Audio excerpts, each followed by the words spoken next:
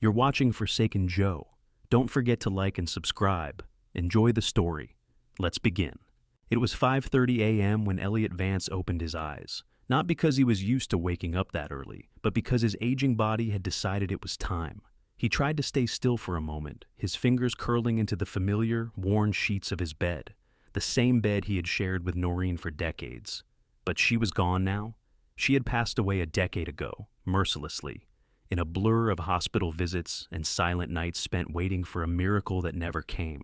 Elliot slowly dragged himself out of bed, his joints protesting, and shuffled across the creaky wooden floors of the cottage he now called home. It was small, just a little weathered house near the docks of a sleepy Maine town, but it had been his haven for so many years.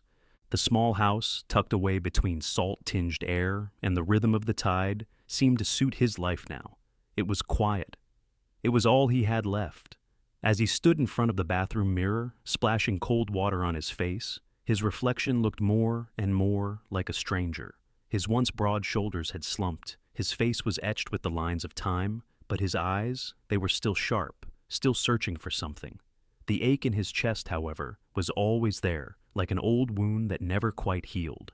Noreen's death had left a hole in him that nothing seemed to fill. It wasn't that he hadn't tried. He'd poured everything into his daughter Portia, trying to keep the connection alive after the funeral. For a while, she called regularly, checking in, asking about his health, about the house, about anything to keep the conversation moving forward. But now it was rare. Maybe a birthday call, or sometimes, when there was an emergency. Portia's life was elsewhere, and Elliot had learned to accept that. The once lively conversations were fewer, less frequent. She had her own family now, her own struggles, her own life. The one person who still made the effort was Meredith, his granddaughter. At 25, she worked in naval technology, a brilliant mind, always busy, but she always made time to reach out. The calls, the texts, they meant everything to him. Meredith was the only one who never hesitated to ask how he was, and she always made sure to visit whenever she could. Her voice, her laughter, were like a lifeline, something he could hold on to. Elliot sat down at the kitchen table, the same old wood where he and Noreen had spent countless mornings with coffee, talking about the weather, about their plans, about nothing and everything. He rubbed his hands together, his fingers stiff, and stared out the window at the harbor in the distance. The fishing boats were docked for the night, the fog rolling in over the water like a slow, methodical blanket. The phone rang, startling him from his thoughts. He looked down at the screen, a smile pulling at the corners of his lips. Meredith. "Hey, Grandpa." Her voice was warm, familiar. "How's it going this morning?" "Morning, kid," Elliot replied, his voice raspy but steady. "Just another day." "I bet," she chuckled. "Listen, I need your help with something. It's about my contract with the Navy. There's some maritime clauses in there, and I know you've been through all that stuff before. Can you take a look at it for me?" "Of course," Elliot said, his heart lightening at the thought of being useful again. "Send it over. I'll look it over this morning." "Thanks, Grandpa. You're the best," Meredith said, and for a moment, Elliot felt like he was needed again. As he hung up the phone, he felt a small spark of joy. Meredith's call had brightened his day. But as quickly as the joy came, the pang of loneliness followed, tugging at his chest. He had always been a man of the sea, of strong hands and steady work, and though he had lived a life full of adventure, now the sea was distant, and his days consisted of waiting, of counting the hours until the next call, the next visit. A moment of calm settled over him as he sat at the kitchen table, lost in his thoughts. He hadn't realized how much he missed the bustle of a house filled with voices, with laughter. It felt like a lifetime ago when Noreen would be in the kitchen, humming softly, making pancakes on Sundays, their little routines carrying them through the years. Now it was just him and the ever-present sound of silence. Elliot took a deep breath, stood up, and walked to the window. The harbor was peaceful, as always. The fog was lifting, and soon enough the boats would head out for another day's work. Just like him. One day, then the next, then the next. His world had shrunk, but it was still his, still familiar. Just another day, he whispered to himself, trying to convince his reflection that he could keep going. The day was still young, and there was work to be done. The phone rang as Elliot sat on the porch, sipping his morning coffee. The world around him was waking up. The soft hum of the sea breeze, the distant clanging of the fishermen's boats, the quiet hum of seagulls. But the phone's ringtone cut through the calm. "Hello?" Elliot answered, setting his mug down on the table beside him. He smiled when he saw the name on the screen. "Meredith." "Hey, Grandpa." Her voice brightened his morning instantly. "I've got a question for you." He leaned back in his chair, adjusting his position, trying to get comfortable. "What's up?" "I need your help. I'm going through this contract for my new job with the Navy, and there are some maritime clauses that are, well, a little over my head." She laughed softly, a nervous sound.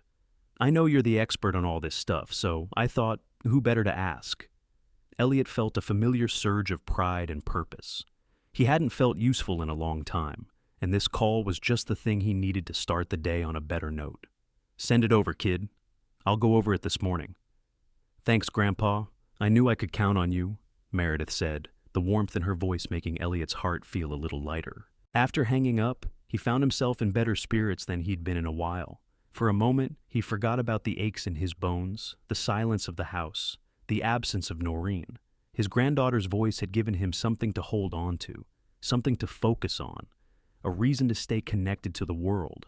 He decided to make a trip to the fish market, a regular routine that helped him feel anchored, a link to the small town's rhythms. Elliot grabbed his jacket, stepped out the door, and into his truck, the familiar engine rumbling to life beneath him. As he drove, his eyes wandered over the town, taking in the sights he'd come to know so well over the years. But when he reached the outskirts of the market, something made him slow down. His daughter, Portia's house. Her sprawling lakefront home, the one he had helped pay for, the down payment, the mortgage, the insurance, all of it. It was hard not to remember that he had practically bankrolled her and Garrett's dream life. It was supposed to bring them closer, to fix what had been broken between them. The house gleamed in the early morning light, the front lawn manicured to perfection. As he drove past, memories flooded back, of late-night phone calls, of Portia and Garrett's pleas for help, of promises made in the quiet desperation of their voices. But those promises had come with a cost. Elliot's chest tightened as he passed by, and for the first time in a long while, he wished he could turn back the clock. He'd hoped that offering financial support would mend their fractured relationship, but it had only deepened the distance between them. Portia, once so eager to share her life with him, now barely checked in, and when she did, it was mostly to ask for help. She hadn't asked for his advice in years, just for his money. Shaking his head, he pulled into the market lot. The air smelled of salt water and fresh fish.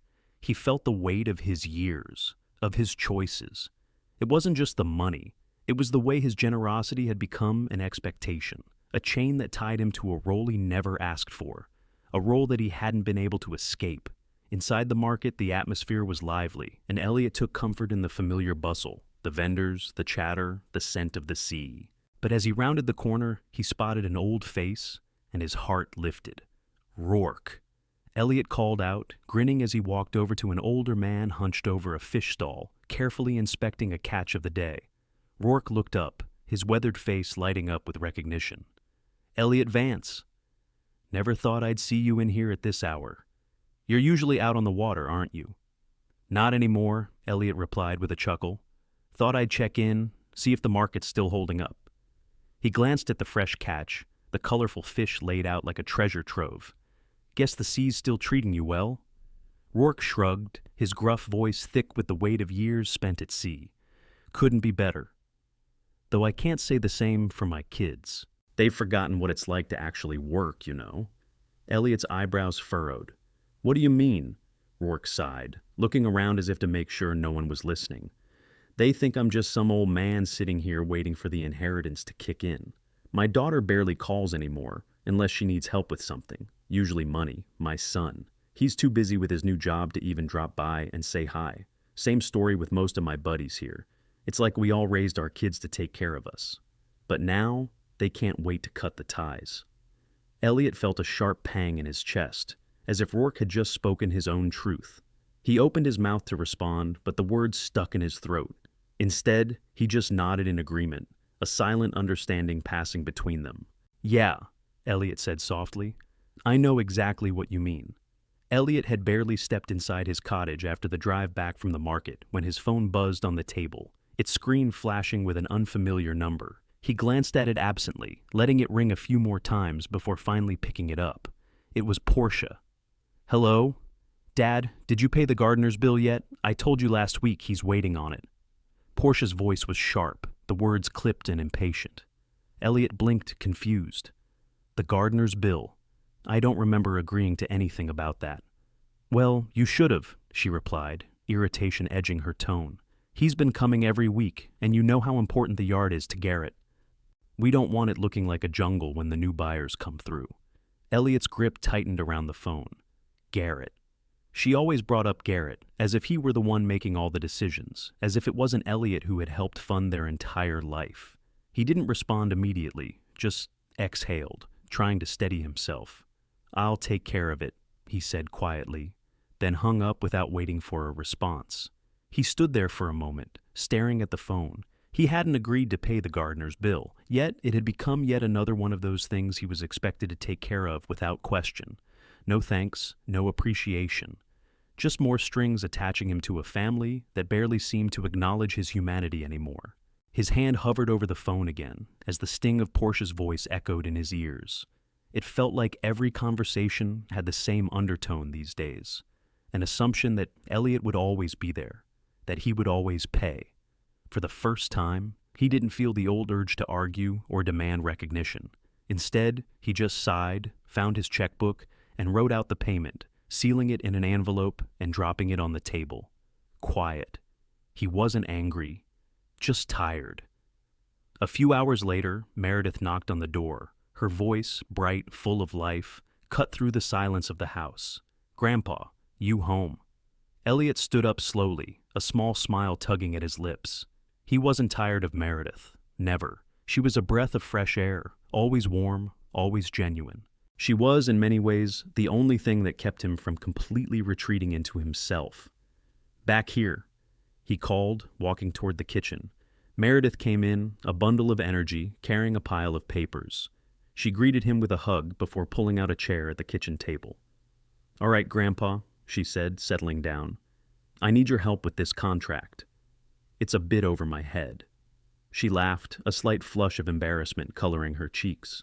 "I've been trying to make sense of the maritime clauses, but I'm pretty sure I'm just making it worse." Elliot sat beside her, leaning over to look at the papers. She had already highlighted the parts she didn't understand.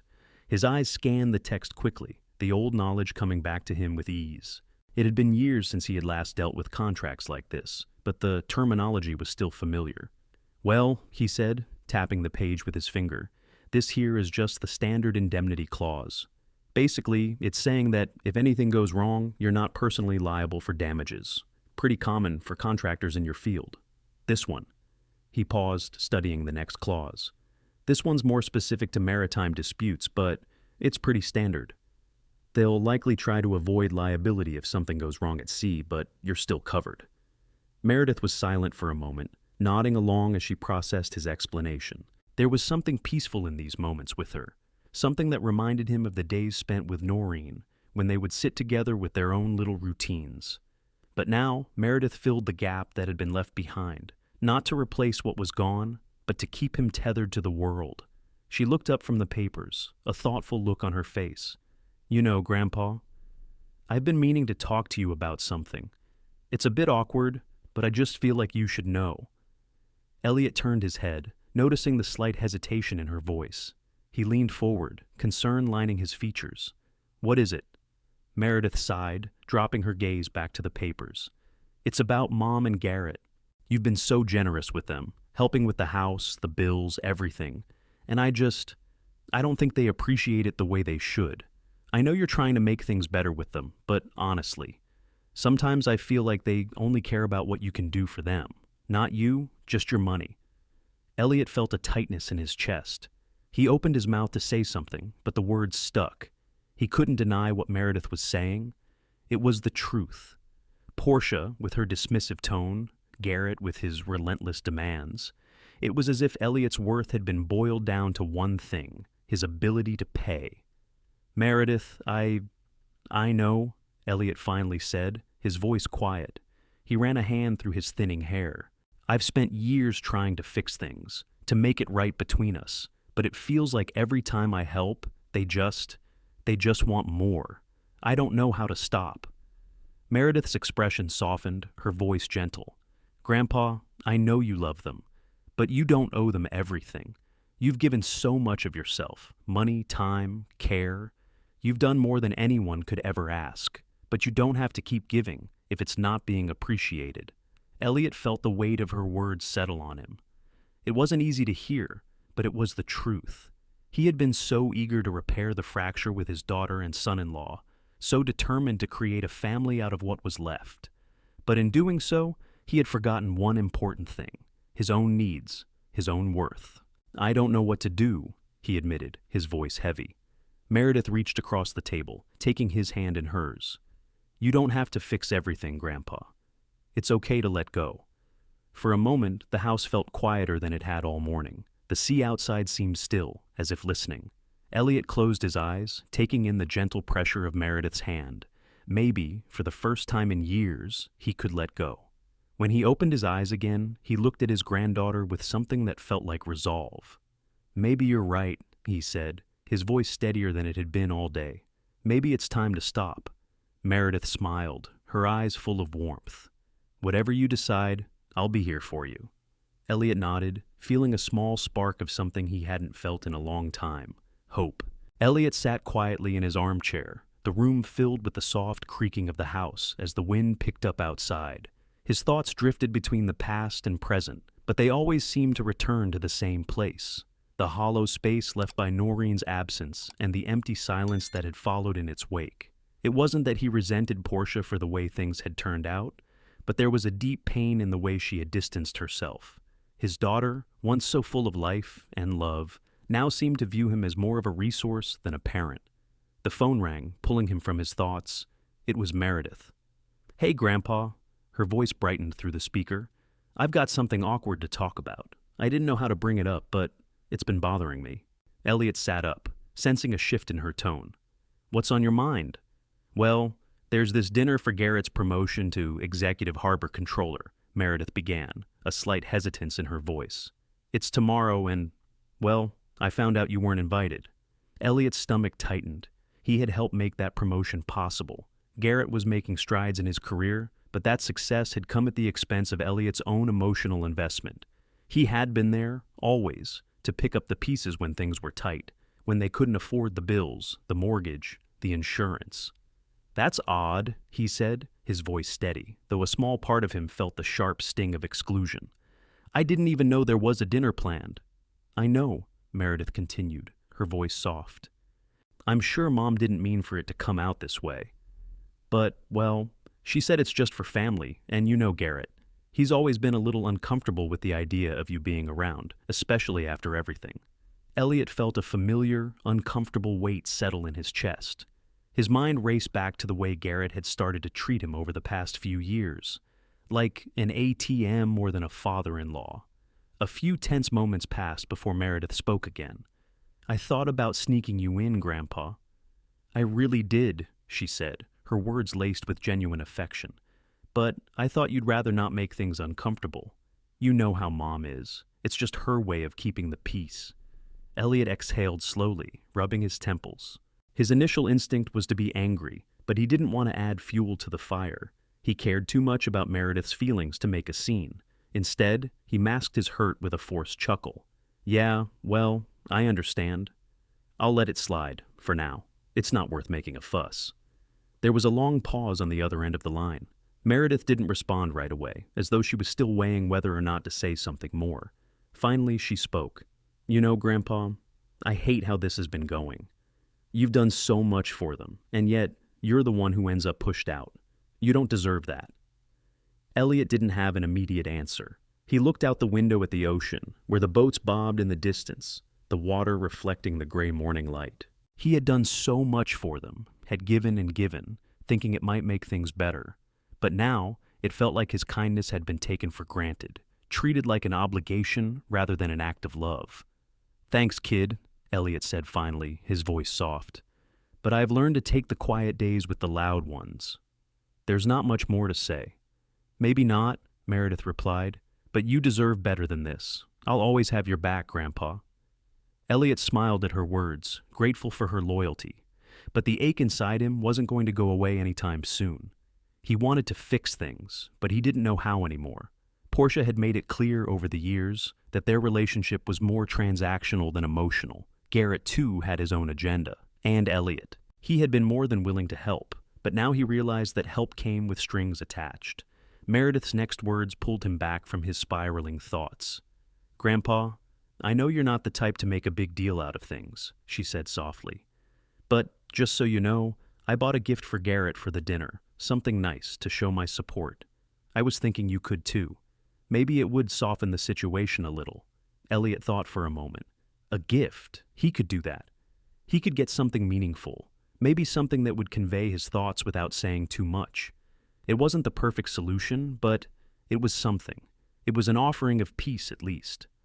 "I'll see what I can do," he replied, his voice steady. "A compass, maybe. Something for the journey ahead." Meredith chuckled. "I love that idea, Grandpa. I'll be by to help you wrap it tomorrow." "All right, kid. I'll see you then," Elliot said, feeling a small warmth in his chest at the thought of her visit. It wasn't much, but it was enough to make him feel like there was still something worth fighting for. As he hung up the phone, Elliot walked over to the cabinet, pulling out a drawer filled with old trinkets, mementos from a life spent at sea. He sifted through the items, a small brass bell, a few polished stones, and found a compass tucked in the corner. It wasn't fancy, but it was old, worn, and solid. A perfect symbol of his life, a steady guide through the years. He took it in his hands, feeling the weight of it, the familiar, comforting weight of something that had been part of him for decades. The compass would do. It was thoughtful. It was meaningful. It was his way of saying that. Even if he wasn't invited to the dinner, he still cared. He still hoped things could be fixed, even if it wasn't likely. Later that evening, as he sat on his porch, the sky deepening into twilight, a quiet sadness washed over him. The dinner was tomorrow, and yet, no matter how hard he tried, he couldn't shake the feeling that it wasn't the celebration Garrett thought it was. Not for him. Elliot closed his eyes, taking a long breath. At least he had the compass. The air was cool as Elliot sat at his kitchen table, a steaming bowl of clam chowder in front of him. The soft, rich aroma of the soup mingled with the scent of the salt water drifting in from the harbor. Meredith had insisted on making it herself, her voice bright as she'd joked about perfecting the recipe she'd picked up during her last field assignment. It was comforting, a simple act of kindness that made him feel, for the first time in a while, like he had a place in the world. Meredith sat across from him, her fingers lightly tapping the spoon on the edge of the bowl. She was quiet now, her eyes searching his face, as if she knew there was something more than just the soup on his mind. Finally, after a few moments of silence, she spoke, her voice gentle. "So, what's really going on, Grandpa? I can tell something's been weighing on you these last few days." Elliot placed his spoon down, setting it carefully on the edge of the bowl, and sighed. He looked out the window toward the harbor, the distant hum of the fishing boats barely audible through the quiet morning. "It's Portia and Garrett," he said slowly, his words coming out heavy, like stones being dropped into water. "I've been doing everything I can to help them, more than I should, really. I thought maybe it would fix things, bring us closer. But it's just made it worse." Meredith didn't speak right away, just watched him with quiet understanding. Her gaze softened as she set down her spoon, leaning forward. "I don't know if it's something you've been noticing, or if it's just me," she began carefully, "but it feels like they only call when they need something. They don't check in, don't ask how you're doing, and the minute they have what they want, it's like you disappear from the picture." Elliot nodded, his throat tight. He had noticed it, of course. How could he not? Portia, once so eager to share everything with him, now only reached out for emergencies or, more often, for help paying some bill or another.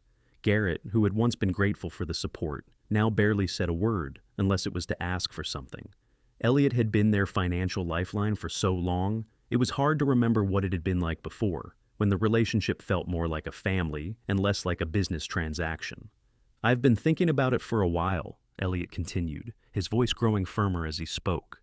"I've been paying for everything, their house, their bills, Garrett's yacht club dues, even Portia's gardener. It's never enough. They just keep expecting more. It's like I'm not even part of the equation anymore. just the guy who makes things happen.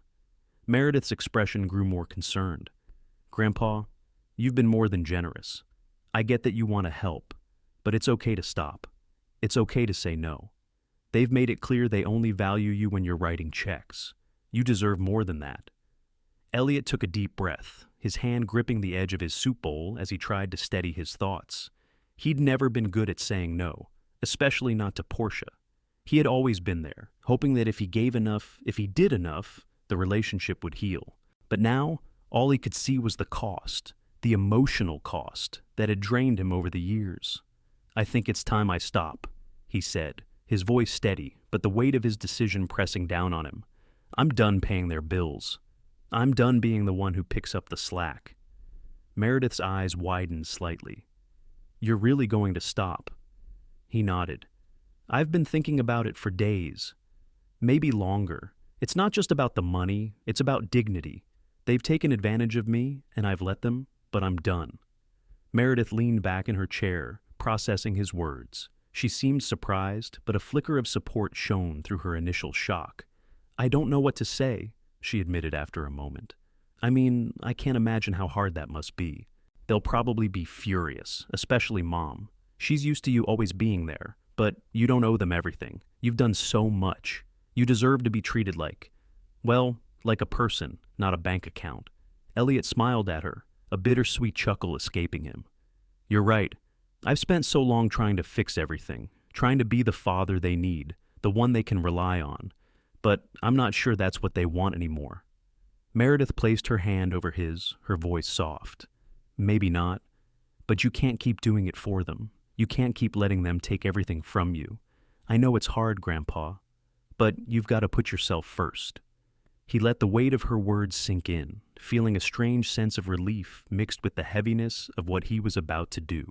For the first time in years, he felt a bit of space to breathe, a glimmer of hope that maybe, just maybe, he could start putting himself first. I'll let them know, Elliot said quietly. I'll start by stopping the automatic payments. No more yacht club fees, no more insurance premiums. It's time for them to figure it out on their own. Meredith nodded. I'm proud of you, Grandpa. I really am. Elliot smiled at her, the weight on his chest lifting a little more. Thanks, kid. It's not going to be easy, but I think it's time. As they continued to talk over their clam chowder, the conversation shifted, the unspoken tension easing between them. They didn't talk about Portia or Garrett anymore, but Elliot felt the shift in himself. For the first time in a long time, he was making a choice for himself, not for them, and it felt right. Elliot sat at the kitchen table with a stack of bills and old receipts in front of him, his pen moving methodically across the paper. His mind was sharp, the task before him clear, though it felt surreal. The decision had been made. There was no turning back. With one firm motion, he crossed out the names of the companies and organizations that had been receiving his money for years. Garrett's yacht club dues, Portia's insurance premiums, the boat slip rental, the gardener. His daughter and son-in-law had come to expect it, but no more. Elliot paused for a moment, his fingers resting on the pen as he considered the weight of the letters he was about to send. He had been the one to cover their expenses for so long, always hoping that, eventually, things would shift. But every payment he made only deepened the distance between him and his family. It's time, he muttered to himself, writing out the final check for one of the last remaining payments. As the words on the paper began to feel like his final break from the hold they had had over him, his phone buzzed. It was Portia. Elliot didn't even hesitate. He ignored the call. A few minutes later, his phone buzzed again, this time a message from Garrett.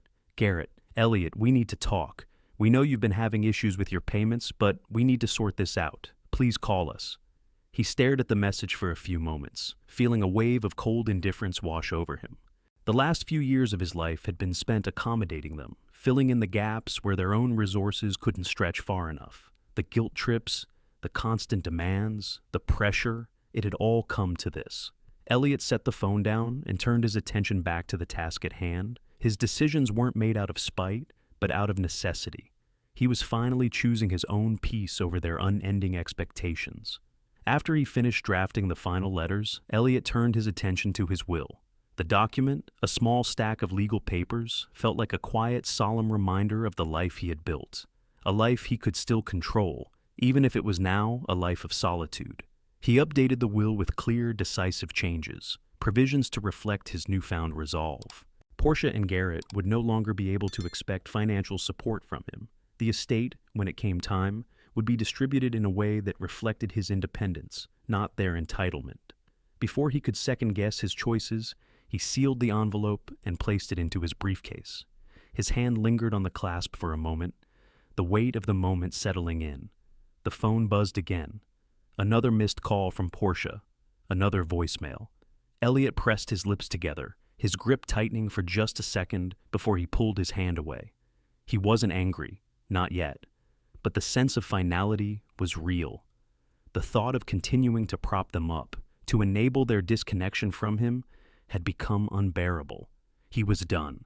The decision had been made. He wouldn't look back. The next morning, Elliot made himself a quiet breakfast, eggs, toast, and coffee, and sat at the table, letting the reality of his choices sink in. It was still early, and the house was quiet, as it had been for years now. The soft hum of the wind outside and the distant calls of seagulls were the only sounds filling the space. He had his peace, but it was a lonely peace. By late morning, the sound of a truck rumbling up his gravel driveway pulled him out of his thoughts. He didn't need to look outside to know who it was. Portia and Garrett had arrived. They were angry. He could hear it in the way the truck engine revved just before it stopped at the front door. A beat of silence passed before a knock came at the door. The knock was deliberate, sharp, as if it were an accusation. Elliot took his time getting up from his chair. He wasn't rushing. This conversation was long overdue, and he wasn't going to let their sense of entitlement move him any faster than he was ready to go. He opened the door, and there they were. Portia, looking disheveled but trying to hold on to the posture of someone who thought they were still in control, and Garrett, standing next to her, arms crossed and face set in a grim expression. The tension between them was palpable. "We need to talk," Portia said, her voice clipped and stern. Elliot nodded, stepping aside and motioning for them to come in. There was no need to make this any more dramatic than it already was. They stepped inside, Portia immediately pacing across the small living room, as if she were rehearsing her lines. "We don't understand what's going on, Dad. This is cold. After everything we've done for you, how can you just stop paying? This isn't right." Garrett was quiet for a moment, then spoke, his voice harsh. "We've got bills piling up. You're not just throwing us out to dry, are you?" Elliot met their eyes without flinching. His response was calm, collected. "I'm tired, Portia. I'm tired of being the one you turn to when it gets hard, when you want something, and then treating me like a stranger the rest of the time. This has nothing to do with money. It's about respect, and I haven't been getting it." Portia's jaw tightened. "You're being petty," she snapped. "You're punishing us for something we don't even understand." "No," Elliot said, shaking his head slowly. "I'm not punishing you. I'm finally making a choice for myself. I'm done being the one who fixes everything. You've taken advantage of me for years, and I've let you, but not anymore." Garrett stepped forward, his face red with frustration. "You don't get to just walk away from your responsibilities. We needed your help, and now you're turning your back on us. That's not family." Elliot exhaled, his chest tightening, but his resolve never wavered. "Maybe it's not family for you, Garrett, but for me, it's about more than just taking what I can give. It's about seeing each other, not as a wallet, but as people. And I haven't felt like a person to either of you in a long time." Portia's eyes narrowed, her voice softer now, but laced with venom. "You're being selfish. You're making it all about you." "I've been making it all about you for years," Elliot replied, his voice steady. "And look where it's gotten me. Look where it's gotten us." The silence between them was thick, almost suffocating. Portia opened her mouth to speak again, but Elliot held up his hand, silencing her. "I'm done," he said firmly, his tone final. "You've had everything from me. But I won't be your cash cow anymore." With a look that could have burned a hole in the floor, Portia turned on her heel, dragging Garrett with her as they stormed out of the house. The door slammed behind them, the sound echoing in the quiet space. Elliot stood there for a moment, his heart pounding, his thoughts swirling. But as the seconds ticked by, he felt a strange sense of calm wash over him. This was it, the final cut. He was no longer bound by the demands of his daughter and her husband. He wasn't cold. He wasn't petty. He was just tired. And for the first time in years, Elliot felt free. The days following the confrontation with Portia and Garrett were quiet. Too quiet for Elliot's liking. He spent his mornings like usual, coffee, a bit of fishing, and a walk along the docks, but his mind was always elsewhere, mulling over the storm he had finally weathered. The weight of his decision to stop paying their bills hadn't quite settled yet, but he was resolute. His daughter and son-in-law were gone from his life in a way that felt final, not in the way of a permanent goodbye, but in the way that a relationship, once deep and meaningful, can fray and turn into something else entirely. Meredith called that afternoon, her voice full of concern. "Grandpa, I just wanted to check in. I know things have been tense with Mom and Garrett. I overheard them arguing last night." Elliot sat at his kitchen table, absent-mindedly pushing around the crumbs of his sandwich. "I'm sure they're fine," he said with an edge of forced lightness. "They'll work it out. They always do." Meredith sighed, the sound soft, but full of the same understanding Elliot had heard in her voice so many times before. "They're not fine, Grandpa. They're talking about selling the house. They're considering it because things are falling apart. They don't have a choice." Elliot felt a strange knot form in his stomach, not from sympathy, but from something else, a mix of guilt and relief. He had seen this coming, of course. Portia and Garrett had lived in a world of pretense for so long. Their expensive house, their lavish lifestyle, funded by his generosity, had always been a fragile thing, held together by his willingness to cover their expenses. And now, without him, it seemed like their world was crumbling. "They'll figure it out," Elliot muttered, though part of him knew it wasn't just about figuring things out. It was about more than money. It was about an emotional debt he'd tried to fill for years, one that had left him drained and empty. "Grandpa, I don't know if I can stay here much longer," Meredith said, her voice faltering. "I mean, you're right. You've done enough for them, but I don't want to see you get caught in their mess anymore. I'm thinking about moving out, living on my own. I think it's time." Elliot sat back in his chair, his heart skipping a beat at the idea. He had known Meredith was growing up, becoming more independent. But the idea of her leaving was something he hadn't fully prepared for. Still, as much as it stung, he knew it was right.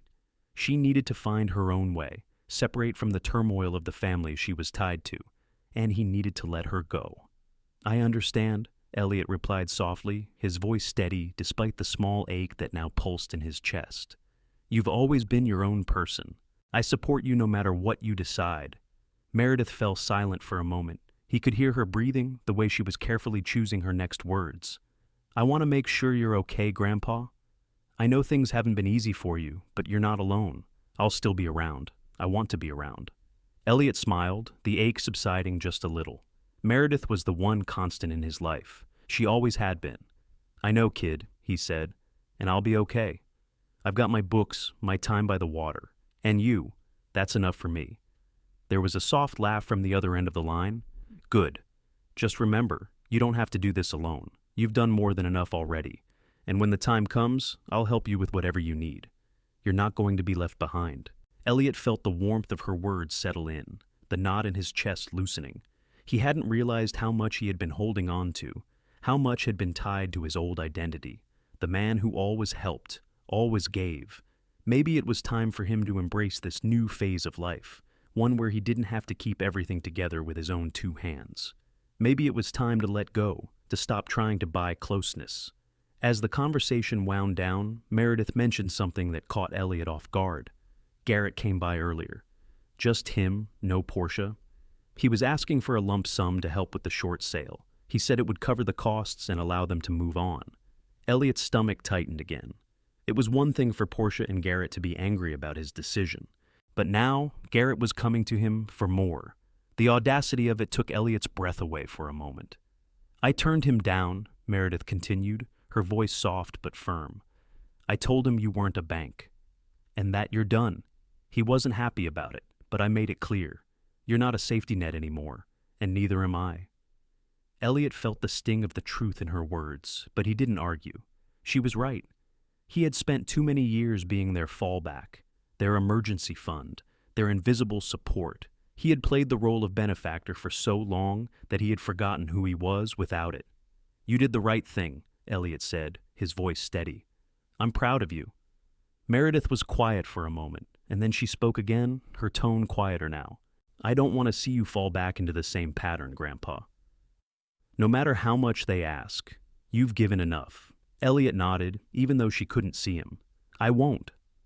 I'm done. Later that day, Garrett arrived alone.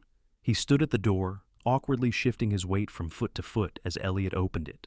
The tension between them was palpable, the familiar discomfort of an old relationship that had soured over time. I heard you turn down the lump sum, Garrett said, his tone defensive. But there was something more, an undercurrent of desperation, maybe even fear.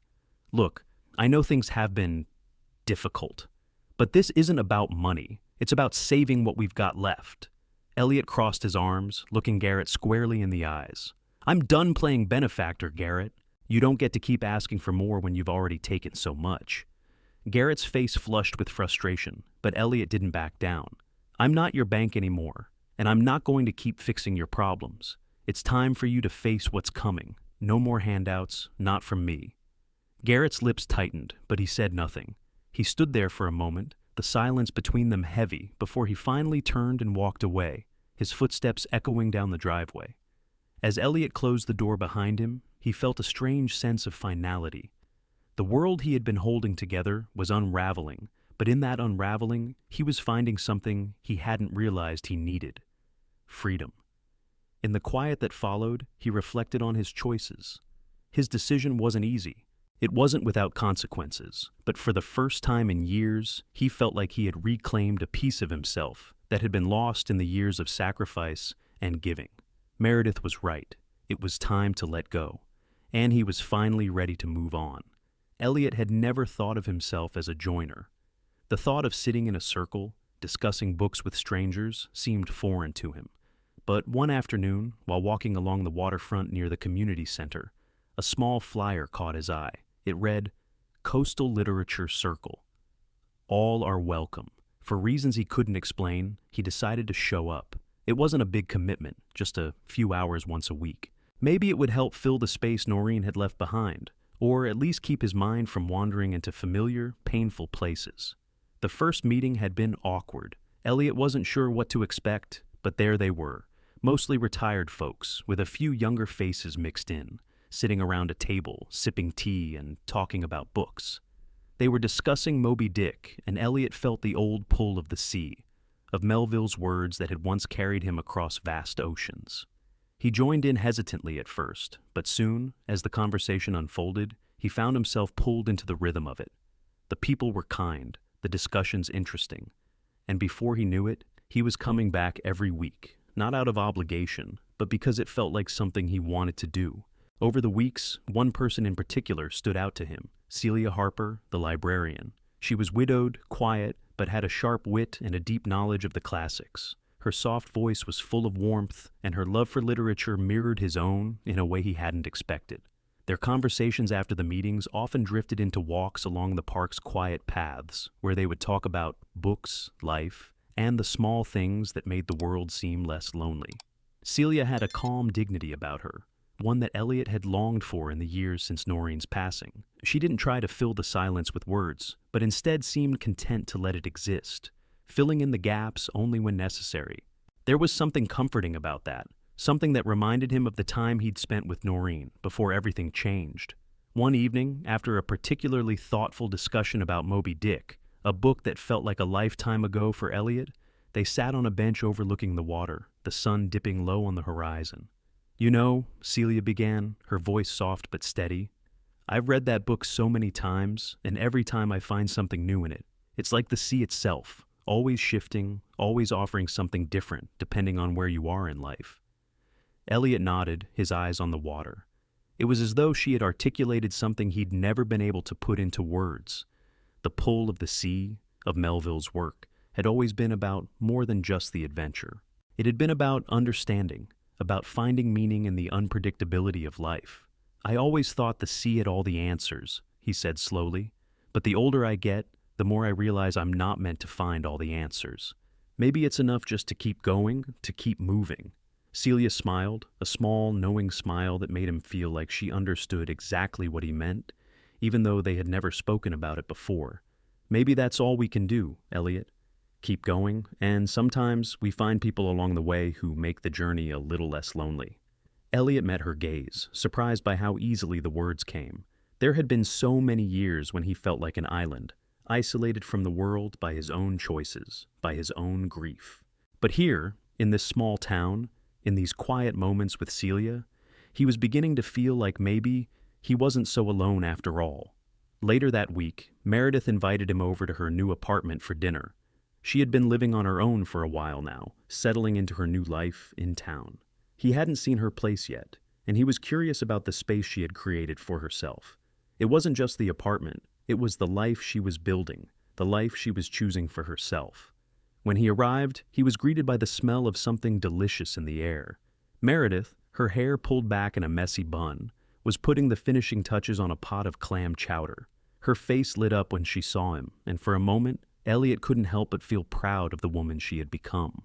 "You made it," she said, her voice full of excitement. Elliot smiled, settling into a chair at the small kitchen table. "I wouldn't miss it for the world." Meredith dished up 2 bowls of clam chowder, setting one in front of him. "I've been meaning to talk to you about something, Grandpa." Elliot raised an eyebrow. "What's on your mind?" "I'm not sure how to say this, but—" She hesitated, then leaned forward slightly. "I want you to know that I'm really proud of you, for everything you've been doing, making the changes, letting go of the things that were holding you back." Elliot felt a lump form in his throat. He had always tried to do right by his family, but it hadn't always been easy. And now, hearing those words from Meredith, from the one person who had always believed in him, felt like a kind of validation he hadn't realized he needed. "You're the only one who's been there for me through all of this," he said quietly. "And I've been trying, trying to do the right thing, but sometimes it feels like I've been doing everything for everyone else and not for myself." Meredith smiled, her eyes full of understanding. "I know, Grandpa. And you don't have to do it all for us anymore. You've done more than enough." The conversation shifted after that, moving to lighter topics: her work, their shared love of the sea, and the strange, wonderful adventures of life. But as they ate and laughed, Elliot couldn't help but feel that something in him was beginning to shift, too. As the evening came to a close, Meredith took a deep breath, as though there was something else she wanted to say. "Grandpa, I wanted to tell you something important. There's someone I'd like you to meet." Elliot looked up from his bowl, his curiosity piqued. "Who?" "My boyfriend," she said, her voice a little shy. "His name's Luke. He's a marine engineer. I think you'd like him." Elliot felt a little flutter in his chest. He hadn't expected this. Meredith, his bright, independent granddaughter, was starting her own life, and this was another step in that direction. He could see it in her eyes. This was important to her, and it mattered to him, too. "I look forward to meeting him," Elliot said, his voice full of warmth. As the evening wrapped up and he left Meredith's apartment, the cool night air embraced him, and he walked home with a sense of quiet contentment.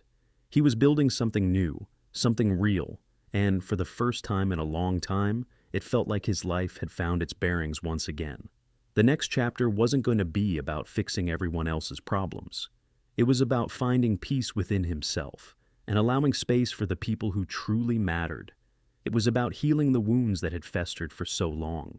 For the first time in years, Elliot felt like he was moving forward, not because he had to, but because he was ready, and that, he thought, was enough.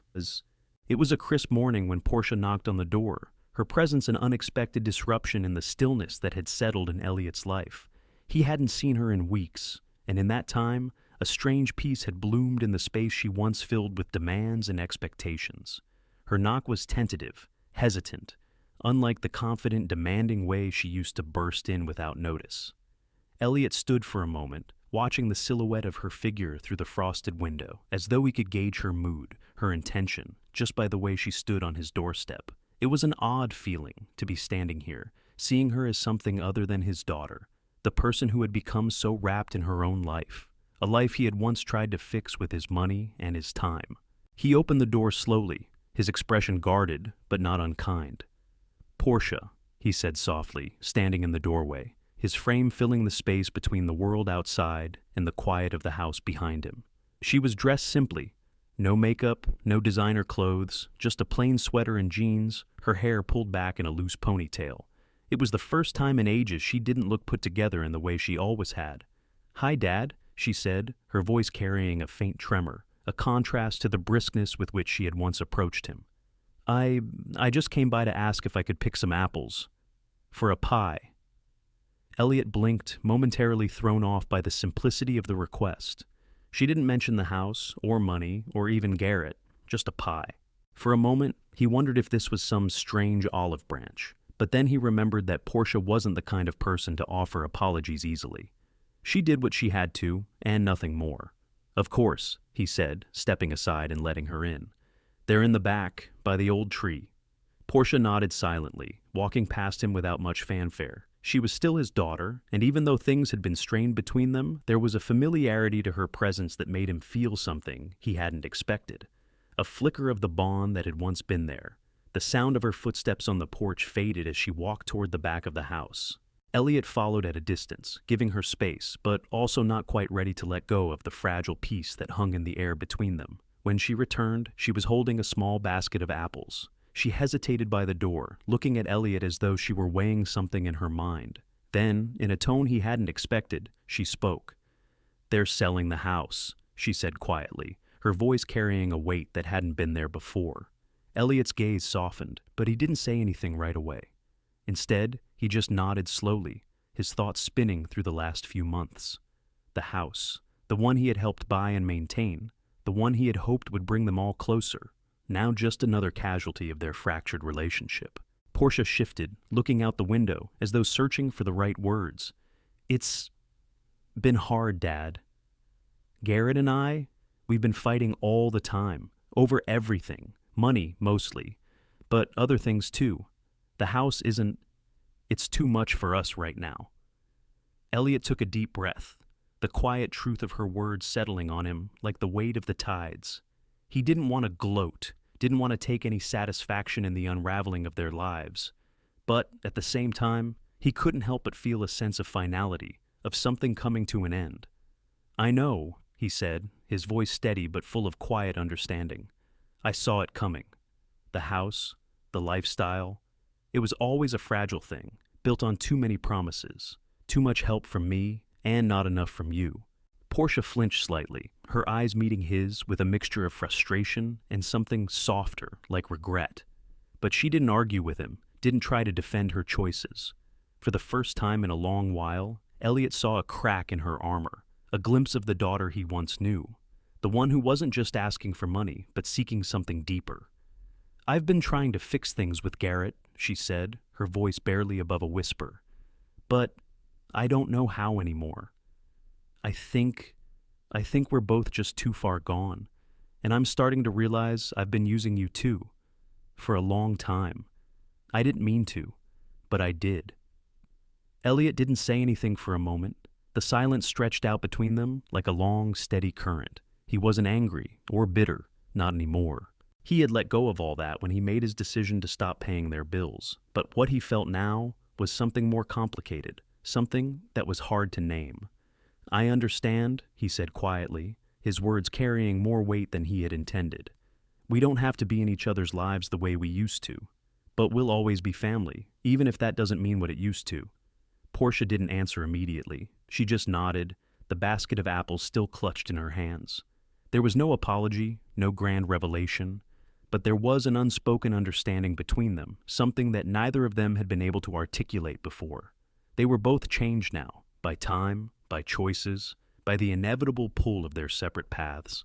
"I think I understand why you did what you did," Portia said finally, her voice steady. "I didn't see it before, but I do now. I don't know if it'll make things better, but I just wanted you to know that." Elliot gave a soft nod, not because he expected anything more, but because it was enough.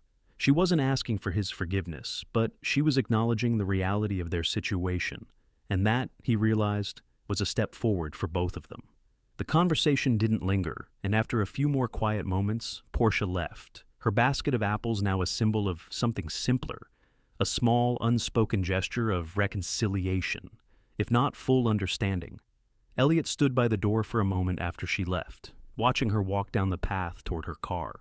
His thoughts were mixed. Part of him still felt the sting of betrayal, but another part, The part that had been holding on to the past for so long felt lighter, freer. He turned back inside, the house silent once more. But it wasn't an empty silence, not anymore. It was the kind of quiet that came with acceptance of the past, of his choices, and of the future.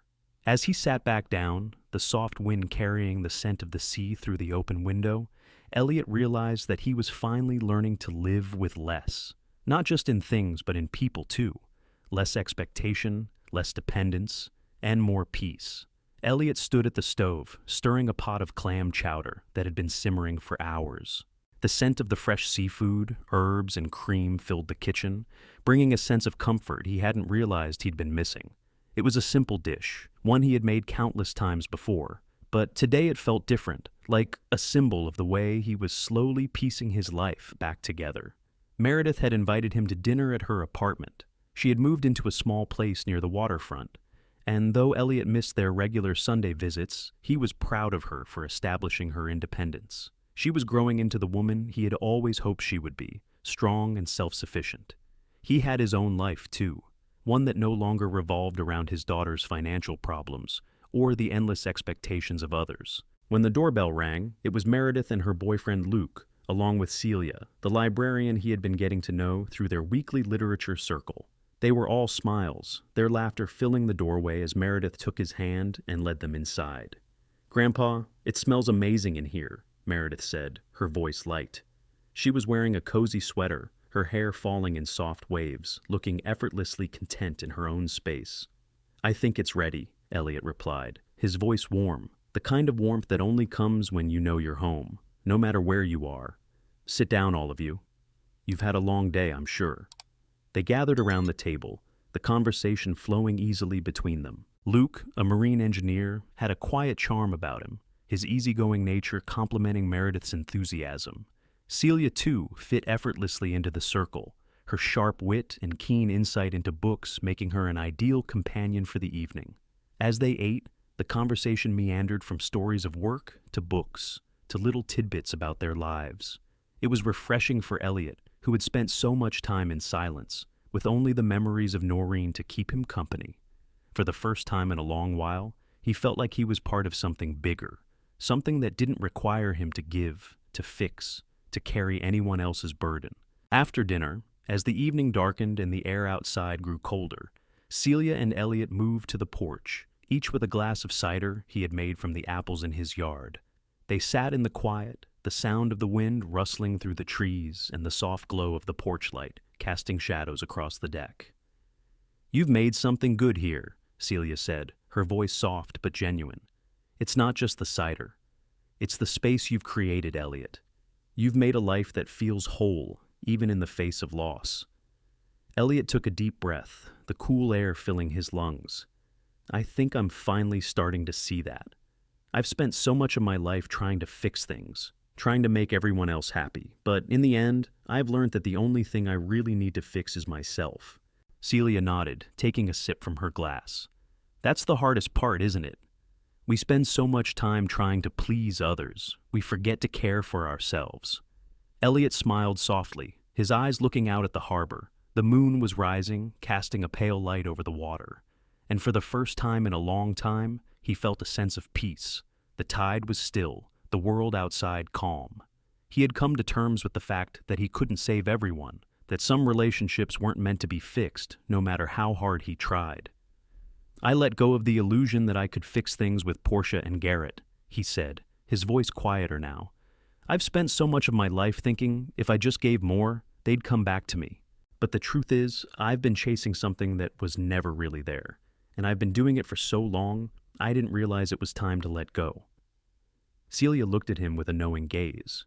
"You're not the first person to learn that lesson, Elliot. But it's one that brings freedom, even if it takes time to feel it." Elliot leaned back in his chair, feeling the weight of her words settle on him. He wasn't sure he had ever felt this free before, but he was beginning to understand what it meant. He had always lived in the shadows of his family's needs, but now he was carving out a space for himself, a space where he could breathe without guilt, without obligation. After a moment of silence, Celia spoke again. "You know, the best part about all this?" she asked, her voice light but full of sincerity. "You don't have to do it alone anymore. You've built something here, a chosen family." Elliot looked at her, the warmth of her words wrapping around him like the softest blanket. "I guess I have," he said, the smile on his face genuine for the first time in a long while. "I guess I'm finally getting the hang of it." The sound of footsteps on the porch pulled his attention, and Meredith and Luke came outside, joining them under the stars. "We were talking about going for a walk along the docks," Meredith said, her voice bright. "Would you like to join us?" Elliot stood up, feeling a new energy in his bones.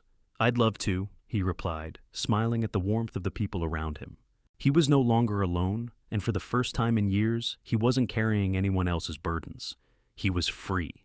As they walked down toward the harbor, the moonlight reflecting off the water, Elliot felt something shift inside him, a quiet certainty that he was moving forward, that this was the beginning of something new, something real. The tide had changed, and so had he. The walk was easy, the conversation flowing freely, without expectations, without demands. They were just people, sharing their lives in the quiet of the evening, under the vast sky that seemed to stretch on forever. As they reached the end of the dock, Elliot stopped for a moment, looking out at the water, the reflection of the stars dancing on the surface. "I think I've finally found my bearings," he said quietly, to no one in particular, but to everyone at once. Celia placed a hand on his shoulder, her touch gentle, but grounding. "You have," she said softly. "You've found your peace." And for the first time in years, Elliot felt it too. He had let go of the old illusions, the ones that tied him to the past, and in their place, he had found something more valuable. The freedom to live truthfully, to move forward without apology, without regret.